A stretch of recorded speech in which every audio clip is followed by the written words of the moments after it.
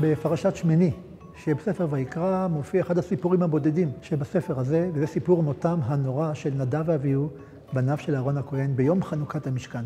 ביום של שמחה וגיל, שני בחורים צעירים עושים מעשה של טעות, מכניסים אש זרה אל המשכן, וכתגובה יוצאת אש ושורפת אותם לנגד הוריהם, לנגד משה ולנגד עם ישראל כולו. אנחנו נמצאים בתערוכה זה האיש, תערוכה שבוחנת את דמותו של ישו באומנות הישראלית.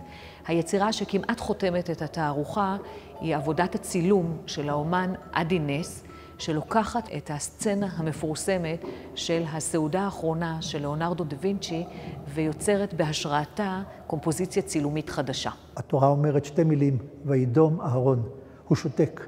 הוא מקבל עליו את הדין, אין שום תלונה, אין שום צעקה, אין בכי, אין קריאת בגדים, זו תגובה של קבלת גזירת דין מוחלטת. ישו שאוסף את 12 שליחיו לסעודה שבה הוא מודיע להם שהוא יודע שמישהו מהם בגד בו, וכל הסעודה הזאת קשורה וכרוכה במותו של ישו. לעומת זאת, התורה לא אומרת כלום על אימם של נדב ואביהו. אלישבע במדרש יודע לספר, כי הוא חש בחסרונה שבאותו יום נהרס עליה עולמה.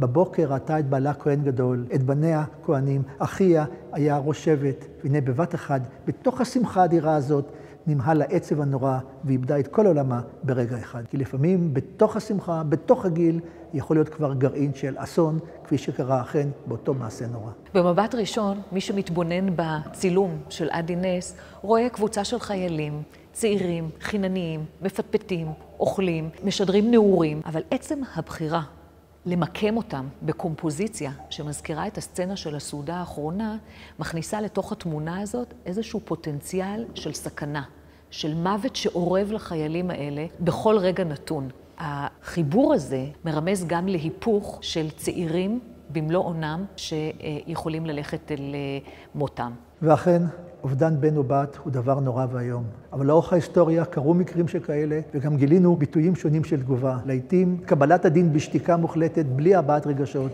ולעתים, כמו אלישבע, התחושה של נפילת עולם, קריסת עולם שלהם, איש איש והדרך שבה הוא נאבק עם השכול והאסון.